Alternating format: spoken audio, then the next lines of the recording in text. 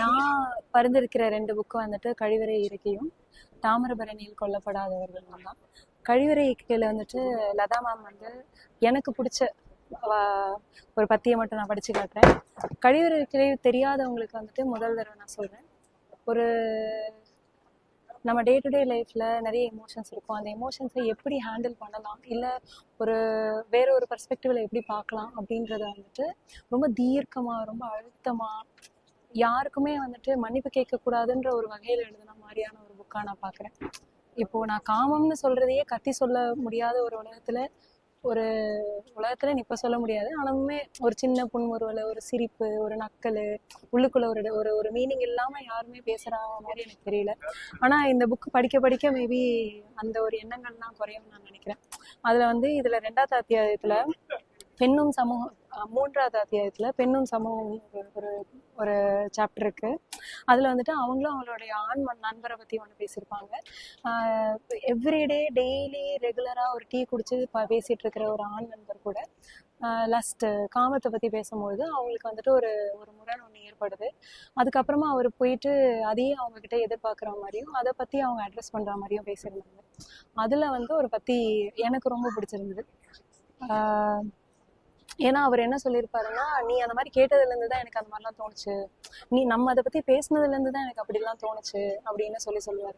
அதை மட்டும் அவங்க வந்துட்டு ஆப்ஜெக்டிவாக பார்க்க வேண்டிய ஒரு கட்டாயத்தில் இல்லாமல் இருக்க மாதிரி சொல்கிறாங்க. அதை பற்றி அவங்க எழுதியிருந்தாங்க. இது ஒரு பெரிய ஏமாற்றுத்தனமாக தெரியவில்லையா? நான் உணவு பற்றி பேசினால் என் வீட்டின் முன்னே தட்டை ஏந்தி கொண்டு ஆண்கள் வரிசையில் நிற்பதில்லை.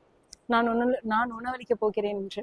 ஆனால் நான் காமம் பற்றி பேசினால் மட்டும் அவர்கள் யோசிப்பதோ அனுமதிப்பதோ இல்லை. முடிவே செய்து விடுறார்கள். நான் அவர்களை படுக்கைக்கு தான் கூப்பிடுவதாக. இது வந்துட்டு காமம் பற்றி நம்ம யார்கிட்ட நம்ம ரொம்ப கம்ஃபர்டபுளா பேசுறோமோ அவங்க வந்து நம்ம நம்பிதான் பேசுறோம், நம்மளுமே வந்துட்டு எந்த ஒரு ஒளிவு முறைவும் இல்லாம பேசுறோன்ற ஒரு நம்பிக்கையை கொடுக்கக்கூடிய ஒரு அளவுக்கு யார்கிட்ட நம்ம பேசுறோன்றதெல்லாம் இருக்கு இல்லையா? இப்போ இந்த இடத்துல அவங்களுடைய ட்ரஸ்ட்டை வந்து உடஞ்சிட்டதா அவங்க வந்துட்டு அந்த ஆண் நண்பருக்காக வருத்தப்பட்டிருப்பாங்க. அவங்க வந்து கோவப்பட்டிருக்க மாட்டாங்க, வருத்தப்பட்ட மாதிரி காட்டியிருப்பாங்க. எனக்கு சிரிப்பு தான் வந்தது. ஆமா, வருத்தப்பட வேண்டிய ஒரு விஷயம்தான் அப்படின்னு சொல்லி. அதுக்கடுத்து வந்துட்டு தாமிரபரணியில் கொல்லப்படாதவர்கள் வந்து எப்படின்னா, நம்ம வந்து ரிவர்ஸ்ல இருந்து படிச்சா நல்லா இருக்கும்னு நினைக்கிறேன். ஏன்னா ஆரம்பத்துல இருந்து போகும்போதே ரொம்ப நம்மளை சிந்திக்க வைக்கிறாரு மாரி செல்வராஜ். அதுல வந்துட்டு எனக்கு டக்குன்னு ஞாபகம் வந்தது வந்துட்டு செண்பவல்லியோடைய புராணம்.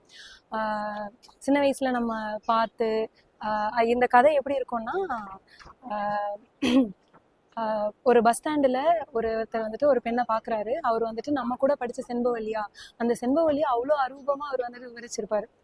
ஆனால் இவரா இருக்குமோ அவளா இருக்குமோ அப்படின்னு சொல்லி ஏன் வந்து செண்பவல்லி புராணம் ஏன் இந்த கதையை பண்ணுச்சுன்றது ஒரு பாஸ்ட்லேருந்து ஃபுல்லாக காமிச்சிருப்பாங்க.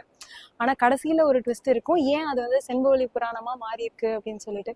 அது எனக்கு ரொம்ப நல்லா இருந்த மாதிரி இருந்துச்சு, அந்த கதையை அவங்க எடுத்துகிட்டு போனது. ஸோ இது 2மே நான் பரிந்துரைக்கிறேன்.